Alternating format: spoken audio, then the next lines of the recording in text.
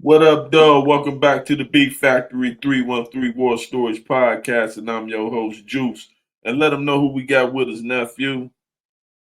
It's your boy Derek Mike, Mr. MVP. I'm him. Big MVP. I'm him. Number one on Instagram and TikTok. What it do? What up, dog? How do your brother be today?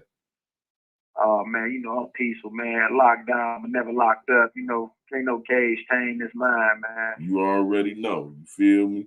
So what you got for the people today, Mike? You said you wanted to bring Man, I something. got I got some poetic medicine, man. I got some spoken word poetry today, man, for them guys that's in the streets that's seeking to cling to this ideology, man, that's known as a real nigga today. And it's constantly destroying us, man. It's constantly perpetrating this vicious cycle of recidivism, man. So this poem I got today is kind of help them brothers wake up and see the truth of the matter. Okay, go ahead. You got the flow. Bet it up.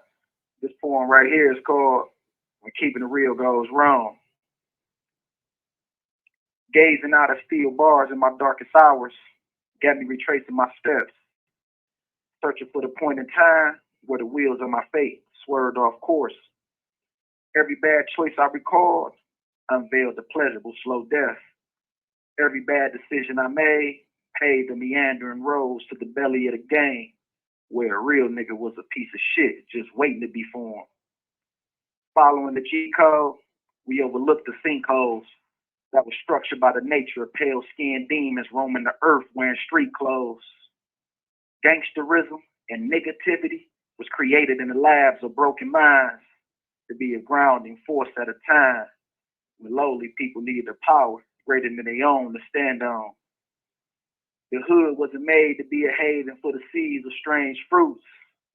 Nah, it wasn't made for that. It was made to be a trap, prepared as a dinner table for a wicked feast. The game wasn't meant to help us eat. Nah, it was fixed for us to be the meat. It kind of made me wonder now, is the morgue a refrigerator for the leftovers the G code didn't eat? Is the G code a gangster code or a governmental one? Yeah, maybe it's both. But no game stands to exist without the rules and regulations enforced by willful participants. It seemed like a real nigga mind was wired to feed it, forced and bred to be faithful agents in their own spiritual rest. It's clear to safe to say, keeping it real was meant to go wrong. Yet, orchestrated to go right, right into the housing units that was designed to destroy low class homes. Prison institutions is what they call it. The darkest hours in these parts record the lyrics to a sad song. The hidden grief real niggas sing when shit hit the fan and keeping it real goes wrong. Thank you. That's what's up. That's what's up. I felt that, nephew. You feel me? Yeah, And I had to put one on the guys, man. Let them know, man. The streets dead end, man. Ain't no happy roads at the end of that street life, man. not at all.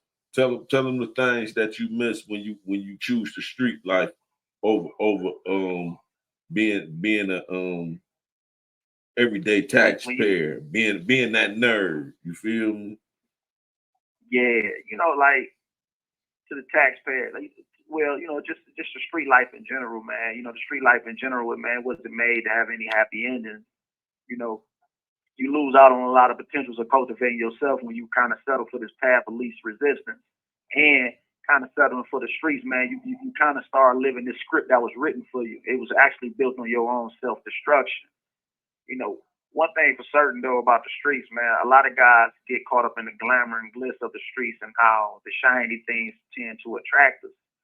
But the reality of the matter is, man, once the shiny things kind of fade away, you realize everything that glitter ain't gold. That's right. And tell them some of the things that you done seen. You ain't got to put names to it if you don't want to. Name some. Tell the story of some of the situations you've seen. Young guys to put themselves in, and it went all bad for them. I done seen a guy, man. He was a real cool 100 cat, man. He wasn't even in the streets like that. But he was trying to make ends meet. He was impatient, man. He really didn't want to wait for these jobs to call him. He was really job hunting and stuff. and he didn't really want to wait for these jobs to come call. So, you know, he ended up popping at a couple cats from my way and stuff, trying to flip some money he had real quick, man, just trying to, you know, take care of some business, man. And, you know, you really never know how things gonna go. But man, he made a call. We ended up making a call to him, letting him know, like, hey man, we know somebody that can look out for you. So he called the individual, tried to make a quick flip. Everything went wrong though, because when he went to go meet the individuals, man, I guess, you know, he really don't understand the intricate workings of the streets.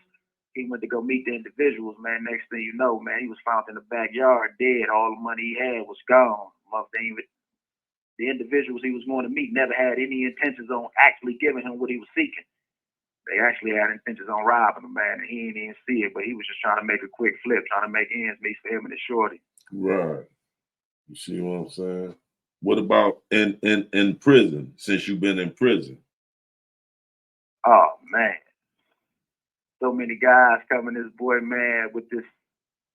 They come in here with these sad stories, man, that you hear about the streets, man. And I'm a living proof of it, man. I understand how when you choose this world, you can't really you can't anticipate what's going to come from the world. You got to take everything that comes from the world.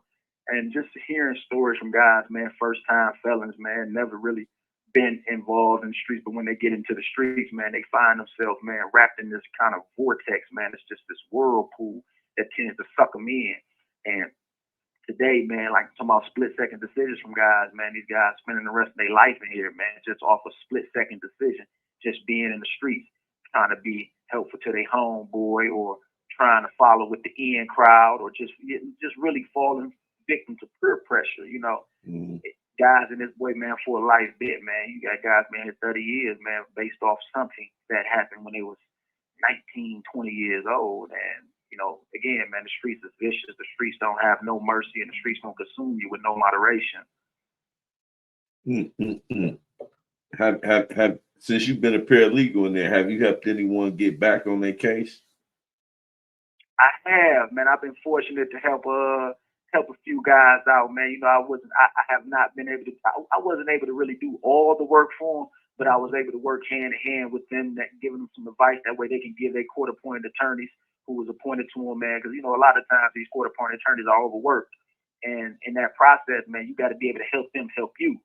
So, you know, guys coming in, they don't really know nothing. I put a lot of work into my own journey. So I was able to give a few pointers, man, based off my endeavors, man. I have been able to give 4 guys some advice that was able to get their attorneys that actually got their conviction overturned. That's what's up. Now, when you first came down through quarantine, what level did you start off at? Once they I started off at level 4 Saginaw, man. You know, anytime you start off with a long indeterminate sentence, man, you got to do they want you to do at least 3 years. However, now they count county time. So if you got county time with a little bit of time in prison, that equals up to 3 years. They're willing to waive you down to level 2 if you stay out of trouble. Okay. And how was that? What was it like entering into that new world for the very first time in level 4? Man, I can tell you it was definitely one of them the reality moments, man. It was a reality check. It was a cultural shock, man. You know, straight gang bang heaven, man. You walk in that boy, everybody, you know, they tend to got their crowd, you know. You go into the child hall, you can't sit at certain tables because it's already reserved for certain groups.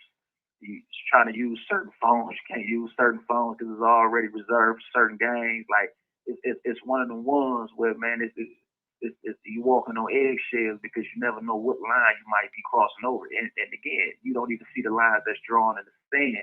But any little overstepping, man, that stuff can get mad. I'm talking about nasty, $150, mom get stabbed up, butchered, all type of stuff, man. I've seen guys make most innocent mistakes, man, but they pay for it, man, with a severe price. And you know, like when I came down, you know, you had older guys and you had convicts then that was willing to, you know, they see fish coming in. That's new intakes. You know, we used to call them fish. They see new intakes coming in. They be quick to, you know what I'm saying, let them know the ropes real quick. Do they still do that now, or you got to find your own way now?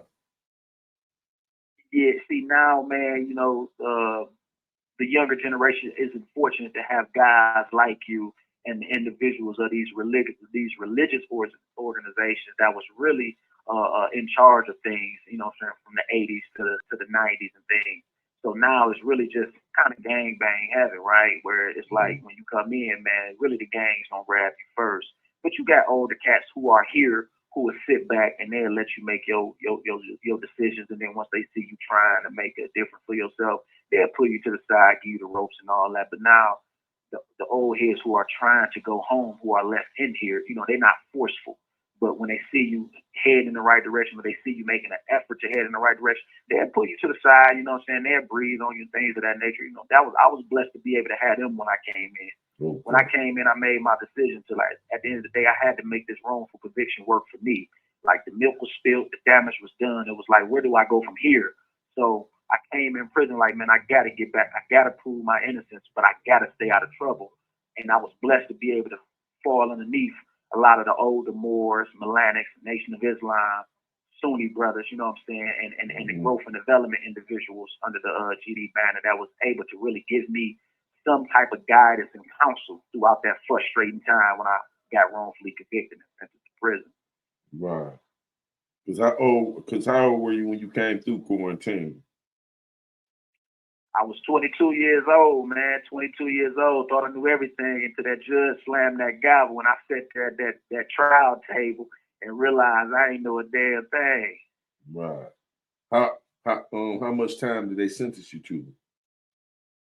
I was fortunate to be able to beat 2 life sentences. I beat my felony murder conviction. I beat my first degree murder conviction, but they sentenced me to 27 to 50 for second degree murder, 2 assaults with intent to murder, armed robbery, and felony firearm.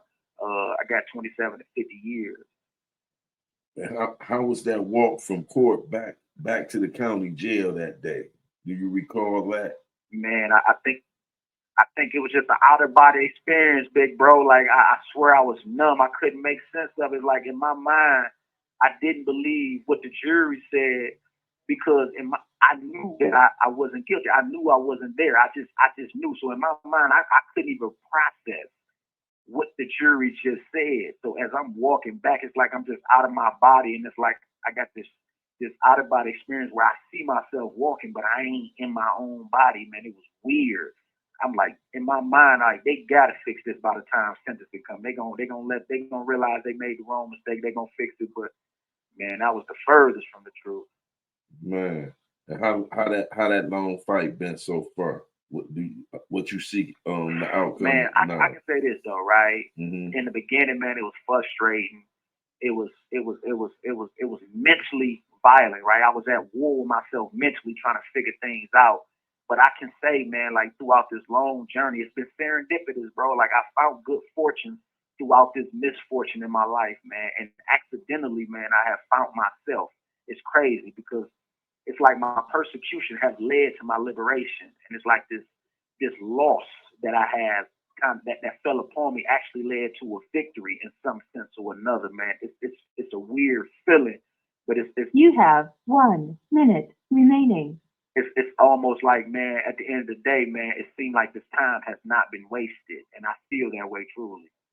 And I can tell by the way you verse, you know what I'm saying, where you kick it right now, you know what I'm saying, that you ain't just going there, sit around playing basketball and running at the poker table. You feel me? No doubt about it. You applied yourself, and at 22 years old, and you took that initiative. That show your willpower. You know what I'm saying, to prove yourself. You know what I'm saying. So that's why I'm always willing to let you come on here and share your stories, or get your word out here that you need to get out to the people, and we're gonna try to find you some assistance to help you regain your freedom. You feel me? I appreciate it, bro. This mean everything to me, man. It's something that I've been waiting for, man. I've been craving for, man. Opportunity will meet preparation if you let it, man. And I always kept that in mind. I appreciate you for sharing your story. Thank you for using GTL.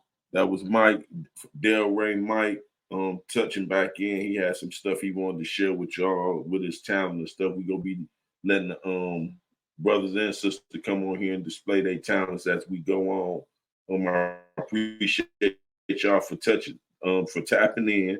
stay tuned. Please hit that like, comment, and subscribe. I'm trying to change up the look a little bit, you know what I'm saying? So bear with me, you know what I'm saying? I want to make it more pleasant to watch, you know what I'm saying? So with that, I'm gonna be ending this for now, and I'll be tapping back in with y'all.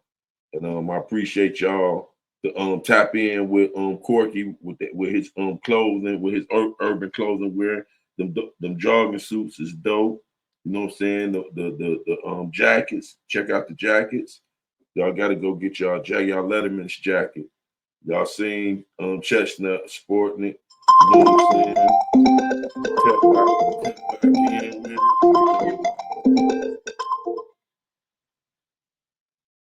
Yeah, tap back in. Y'all could hit the link below, or y'all can hit the phone number. Court can pull up on y'all. You got the hats going on. Oh, I gotta get that. You go to jogging suits. You know what I'm saying? Check out them jogging suits. Gotta give me a couple of those. You feel me? So yeah, y'all hit Corky up and support the brother. You know what I'm saying? Y'all gotta remember also that's Cash Dow's uncle. You know what I'm saying? So you know it's quality material. That's right. Y'all heard that's Cash Down Uncle Corky, XYBI. No, he's still YBI. They YBI, you know what I'm saying? Salute to all the YBI members, you know what I'm saying? They all trying to do positive things. They change their lives around, and they trying to be a part of the solution, not a part of the problem to the community. So support the brother. Give him a call, see what he got for you, you know what I'm saying? And remember, the streets ain't what it is, you know what I'm saying? It's 1,000,001 stories in the urban community. This another one, and we're gonna continue to deliver more to y'all. Thank y'all for tapping in. Hit that like, comment, and subscribe. And we out. I'm Juice. This is the Beat Factory 313 War Stories podcast, and we appreciate y'all for tapping in. Thank you.